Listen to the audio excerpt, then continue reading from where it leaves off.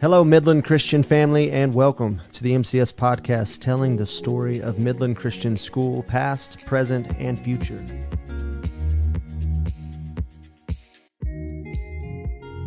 All right, welcome into the studio. A little bit different setting we've had here on the podcast. Have a large group with us. I'm really excited to invite some students, and we have some parents and staff here with us to introduce kind of a new series that we're going to be approaching, and just kind of to frame the conversation. A lot of times as a staff member, as like administrators, a lot of times we kind of move throughout the school year, or we're setting up the school year, or making decisions like when we were in high school, or when we were growing up, or this is what we've learned, this is what's best for you. But I'm really excited the posture that a lot of our staff have taken to say, you know what, let's bring in the student perspective on some of these things, and let's have a conversation, and let's get to the root of some of these things, and really grow. So really excited to have some conversation. Just enjoy each other's company up here in the studio house. So I want to throw it to you guys, the students, to start, just to get some of your perspective on what was some of your desires. What were your desires as we started some of these conversations, the desire to develop a group that's going to meet and go through some of these topics. Just kind of tell us about how that began. Ms. Gazard asked a couple of the students to be a part of this group, and I think our main focus was just the contrast of how our parents grew up versus how we're growing up now, and a huge part of that is technology, and how do we approach technology, and how can we give constructive criticism or helpful things to parents that are parenting children in this when there's all this technology around us. And so people that have lived it for 18 years, what that looks like, and what we have seen good, seen our parents do good, and seen maybe where they have not done such a good job in the most respectful way possible. But yeah, I think I just feel very grateful because someone said, in the times that we've met, when we talk about kids, we ask what is best for the kids, and we're not really asking the kids. And so now we're getting a chance to be asked and share what our thoughts are. And so it's been pretty awesome. Yeah, excited to kind of hear the voice of the people, so to speak. I think a lot of times, especially I was talking with Dr. Anderson just recently on an episode of the podcast, and he was talking about when we have conflict, the best thing to do is we just want to deal in truth. We want to get it on the table, and we can have a real conversation about it. And the best way to move forward is just to deal in those truths, and to have open conversations. So really excited about the students that are willing to have those conversations. I have Krisha Gazard here with us, and Mr. Gary Daly, and I would like to just kind of get your perspective on your interactions with the students, and just your desire to kind of bring in the students and the parents to kind of develop some of these lines of communication and what it could look like. Well, I think I kind of got involved when our parent advisory council got onto the topic of phones and technology in the school, and how it affects our kids, how we can take part in, mitigating it, monitoring it, to some extent creating if you would, a police state where it's we just won't take phones away. And it just grew into this conversation where we started to realize that there's a lot of variables and dynamics into that, and then all of a sudden we have a committee that's now designing and trying to foster a better relationship with the school, more of a partnership as a community. And then I got invited into one of their meetings, and just sitting there listening to them talk and answering questions that are on all of the parents' minds, and hearing from them, hearing from their experiences, really enlightened me and made me aware of they're the ones who deal with it the most. And we deal with it as parents, but we deal with it from a different place. We worry, we have anxiety about it, we have fears, and they're the one who has to face it every day. So I thought this was just a really good place to start to get them into the conversation as well. Yeah, I love that you brought up just the desire to partner with the school. And I think that's really what it kind of comes down to with as a private Christian school. We're unapologetically Christian. And our job as a school is to walk alongside the parents as, we all strive to raise, students who love God, who are willing to serve others, and we can talk about our mission here shortly. But I love just like that perspective of, hey, we're all kind of walking through this together. Yes. So we want to partner with the school. We want to partner with the students who we're trying to raise to get this thing done. And I know, Krisha, for you in campus ministry, I know you kind of sit at the intersection of a lot of these conversations, whether it's the good, the bad, all the things that as we kind of walk through this life together, you spend so much time with our students, and you're walking through life with them and the parents as well. What is some of your perspective on maybe what can be beneficial to the school as we have some of these conversations? Yeah, I think one thing we've learned just through campus ministry is like having conversations, not being afraid to make a phone call, not being afraid to pull in a student or a parent, and just sometimes, like you said, Trent, it's a really hard conversation. It may be something we would love to avoid, we would love to not face, but fostering that environment where it's like, hey, let's talk about this, let's bring it all to the table. And so a couple years ago, Protect Young Eyes came here and shared such a wealth of information that now it's like, what's next? They've come twice, and so what does this need to look like? So we made this focus group and just kind of got to visit with Chris McKenna on that, and it started to brainstorm, and you guys brought a lot of that to life. But for us in campus ministries, we were sitting there listening, it really struck a nerve with us to hear parents say, like, we know it's our responsibility, so how do we take that on, but also walk alongside with you to help us? So as campus ministry is concerned, we want as many tools and as many lines of communication that we can have with your parents. Like, that's who's raising you. That is who God, put over you to protect you, to speak into you. So we simply just want to come alongside that and foster that beautiful picture that He set up for us. And I think the best way to do that is to open up avenues of communication with you guys, with parents. Because yes, you talk about technology, and that's one of the things we're going to discuss.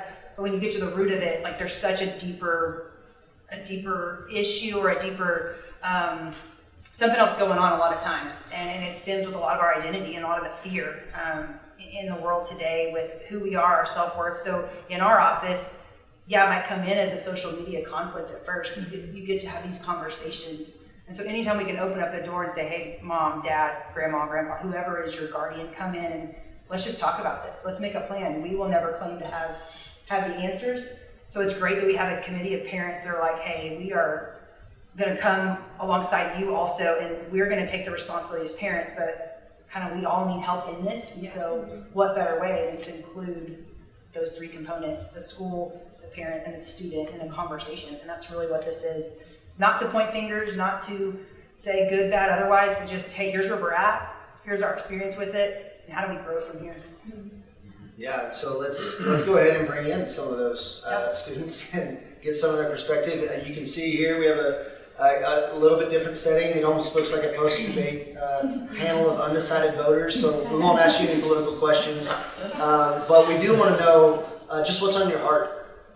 What are some of the things that as you guys, as students, move throughout the school year, what are some of the things, and like Krisha said, it doesn't always have to be controversial topics, but what are some of the things that are coming up in your daily lives that you're having to make decisions about, maybe struggling with your peers, maybe struggling with your parents about? What are some of those conversations that you guys would like to have? Avery. No, I don't know if it's so much of a conflict, but I think a lot of times that with my friends, especially when we go out to eat and we're hanging out a lot of times, I know we have the issue of, like, we always say hang up and hang out. This kind of is speaking on that topic of technology, but I think a lot of the times that a lot of those intentional moments that end up making up your high school career, like I always said that high school is not about the big moments, the big games. It's about all the little things that come together that make, and that's what you remember. And especially with, like, I don't know how involved we are with technology now, I think it's really easy to, kind of get attached to that even in those intentional moments. Mm-hmm. And so, like, when we're going out to eat with my friends or hanging out, not being on our phones as much, and being more intentional in face-to-face interactions especially. Mm-hmm. Do you guys see that as kind of a trend among high school students where it's almost in vogue to not be on your phone? Yes. I know it's probably more so our generation that is maybe even struggling with like, turn up their phone. I think I see a lot of, younger students, younger people, young adults who are turning their phones off. Is that something that you guys would see to be true? Yes, I would, for sure. And even like that even goes into my family. Like dinners, like we always put away our phones just to like create like that community and unity, like when we're hanging out with our friends, I want to remember it in like as a fun time, not like, oh yeah, I just sat on my phone the whole time. Like we hung out, but like I didn't learn anything about them. So I definitely love like the aspect of just hanging up and hanging out and getting to know your peers better on a deeper level. And especially senior year, you only have a few more months to know these people and like get to hang out with them. So that has really helped us cherish these moments too. I think one of the things that we discussed is kind of we were preparing for this podcast was just the different types of environments that all of our students are coming from. Some that maybe are have very fewer rules as it comes to technology. Some that maybe have a lot. And so, how do you guys interact with your peers when it comes to technology? Where they're coming from very different places, I think a lot of times. It's kind of like this weird medium level. It's where like we're all going to be on our phones like at some point, but like be intentional in the moments that you can be is more of the way I take it. Yeah, another thing is like when we're at like school events, like at games or just like we're all hanging out and you choose to be on your phone, but you're communicating with the people that are right there with you. It's like, what's the point of that? Like we could literally have a conversation face to face currently, but instead we're doing it through a phone. Like it just doesn't make sense. And it's just because it's become a normal in our lives. Like it's just become okay, and this is what everybody else is doing. And when I got my phone, this is what I needed to be doing. So that's just how I fell into these patterns. Yeah. And I think it's really easy to give a really negative connotation towards technology, especially when we're speaking in these ways. But I look at it kind of as not so much about it being a negative thing, because I think there's so many positives that come from that, but more of when to use them, like having a certain time and knowing the certain moments. Like for me, I love to unwind on my phone, just like when I'm by myself in isolation, being able to unwind, but knowing when can I do that, rather than letting it take up those special moments. Yeah, and something that my parents have made a routine in our life is every night we have to go put our phone in their room. Like I don't get to sleep with my phone right next to me, so when they're going to bed, that's when my phone goes to bed. So I don't really have anything to do other than like homework if I still have it, or just go to bed. So that has been really beneficial to me for getting more sleep and just for having that like disengagement from my phone at night. I would ask you all one question, like how old were you when you got a phone, and then how old were you when you were able to have social media? I got my phone when I was 10 years old, and I always had access to everything. Okay. I think I got my phone when I was maybe about 10 years old. Instagram you're not allowed to have until you're 12 through the app, and so my parents didn't let me have until I was 12. And then I just got Snapchat at 17 years old. I got my phone going into 7th grade. We are not allowed to have any social media, and we don't get any apps necessarily unless it's like approved and all this stuff by our parents. Restrictions mainly come off your phone when you're 18 because you're now an adult and you're still living under house rules, but it's still being monitored by our parents. For me, I got my phone when I was 13, and then I had to wait a year to get any social media, and only when I was allowed was Instagram. So, and like I had restrictions on the App Store, like I don't even think it was on my phone or Safari, so it was really just games, and anytime I wanted something, I just had to go ask. All kinds of different backgrounds as it comes to your relationship with specifically your phone and apps and social media. But as we talk about, Avery, you mentioned some of the positives that technology provide, and the balance that is kind of a daily struggle for all of us. man, this is really cool. I know we had some conversations earlier about, wanting to just document, being with friends, document some of these. I know even just personally, I go back and I don't spend a lot of time posting myself on like Facebook, but I love going back onto Facebook and going and seeing stuff from 10, 12 years ago, being able to see like my kids as they grow up. And some of that stuff is documented for me. It's in one place and I can access it. What is maybe some of the relationship now with social media as you kind of walk through relationships with peers that maybe is positive, that you maybe enjoy when you do have that moment to either unwind or you want to go back and look on something, a fond memory or something. What are some of those positives that you guys do find some joy in as you spend some time on social media? I think I was talking to my dad the other day, and I was talking about just how much information we can get and like how many different things we can know about.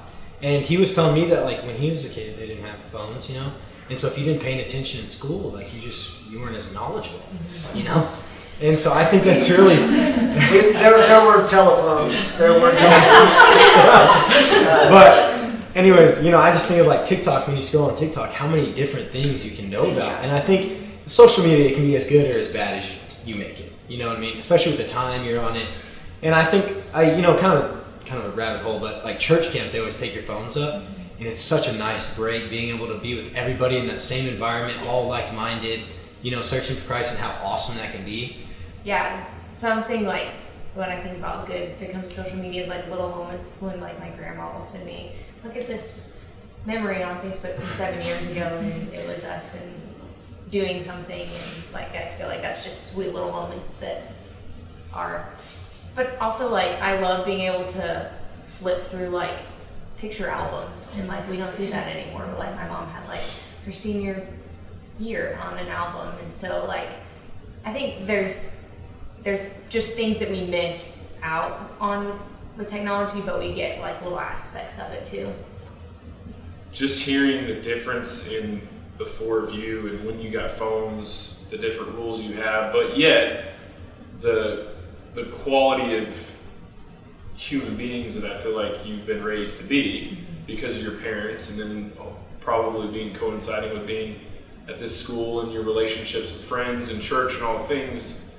And I feel like this goes to kind of the model that we talked about in regards to what we're hoping all these kids turn out to be in regards to Christ-like, academic prepared, relationship oriented, and then emotionally intelligent. Because if you don't have those four things, it's like, well, it's going to be very hard regardless of when you get a phone if you're not able to manage those things and have a well-balanced foundation like you do with kind of that model.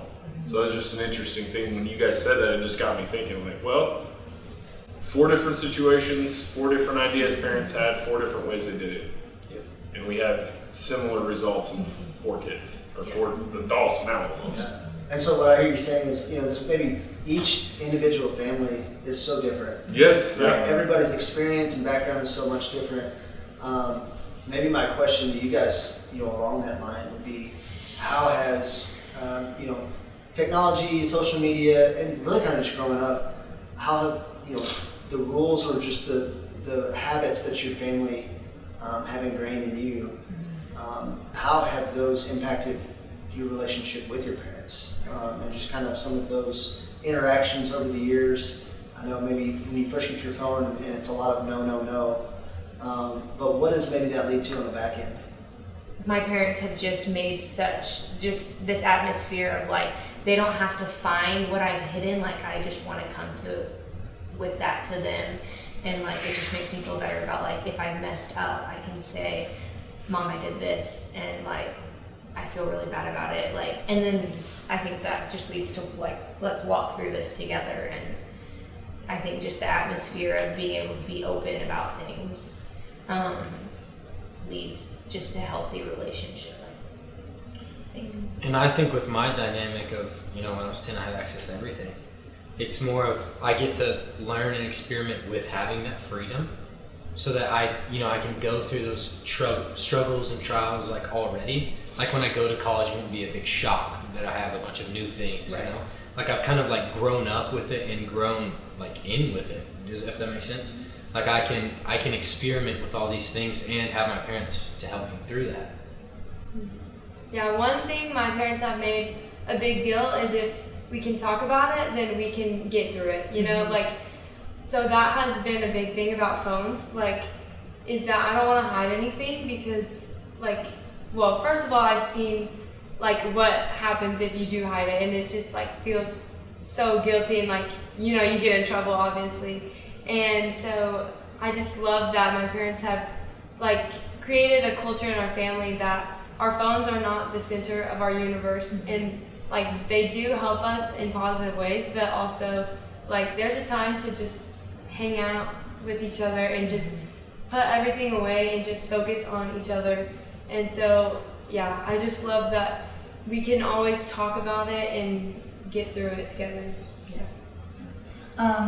Kind of same thing, but I'm hearing for all of us is open communication is a big thing for, sounds like, all of our households, and that's really important. Just like being able to go to your parents openly and be like, this is what's happening. But my parents do a good job of, like you said, all of us are different. We all have different things, and you can't just like pick one solution for every kid. And I think that's the same for siblings too.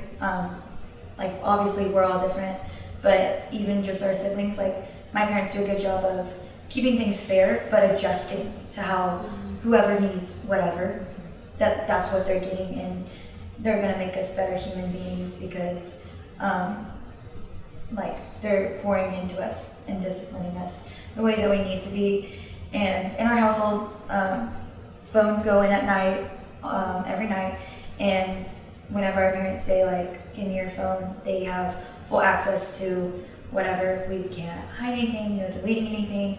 And so that's another big thing. It's just keeping you accountable of, I know that what's being sent, what I'm sending, and what's being sent to me is going to be seen. It's not a secret. So that's another big thing that's probably helped all of us be. So what was maybe your reaction as, you know, it's like, hey, you're going to turn your phone in and I can see that it's on it. That perspective versus your perspective now, kind of on the other side of having some of that freedom that you didn't know you wanted. Yeah, for sure. When I first got my phone and I had no social media, like the only thing that I could really do was texting and calling, I was like, I don't understand. All my friends get games on their phones. All my friends have social media. They get to do this thing because I grew up watching TV, watching movies, watching older people being on their phone, and they have access to all of these things. So I assumed that that's what the normal was and that's what I deserved. But looking back on it now and just where I am in life currently, it's first of all, I'm so thankful. Like, I don't need that. I probably have more awareness than a lot of people my age, just because I don't have access to a lot of things and I don't get to do a lot of things on my phone, so I don't necessarily have to have it on me 24/7, and I don't need to be on it because I just, like, my options are limited. And I think in the long run, it's made me respect my parents more. Just like they didn't bend to what I wanted just because I wanted it. Like, they were the parents and they stood their ground of, no, like, this is the rules and you follow it or you lose the freedom. And I think that's a really big thing of just the parents telling me no. I think that's really beneficial. I think coming from the completely opposite point of view, I appreciate what my parents did so much, giving me that much freedom. I think a lot of that comes with realizing how like what such a privilege that is. You know, once I got into like junior high and things, I realized that not everybody had everything, and so that kind of made me realize that I can't abuse this, like what I have. And my parents still, like, you know, every randomly they would kind of like, hey, let me see your phone, and, you know, just to make sure I was on the right track. And I think that kind of gave me like a connotation towards it, that like, this is like, I can use this either really good or I can use this really bad, and it's going to impact me either way. And so I'm just thankful for the freedom that I did get to have.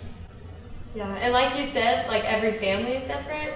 Every kid is different too, you know? Like our family like adopted 3 siblings. Like when they were very later on in life, like all teenagers. And so like they had grown up in such a different way than we had. And so like changing like how we do things to fit and like help them grow in a healthy way instead of go down a bad path, you know, like we had to change some things, and like those rules are still in place today, even though like I might not struggle with that thing, but like the boundary is there. And so those boundaries of like our phones and like social media, for me at least, have taught me just the boundaries. Like boundaries are safe and they're good and like they're healthy and they need to be in every relationship. And so that has been really beneficial to me. We so appreciate your perspective and just willingness to have conversations. I think, as parents, I know the three of us kind of just in conversation, we kind of want to learn from you as with younger kids ourselves, as we start to approach a lot of these conversations with our children, to see the perspective of students who have kind of been there, and what has worked, what hasn't worked.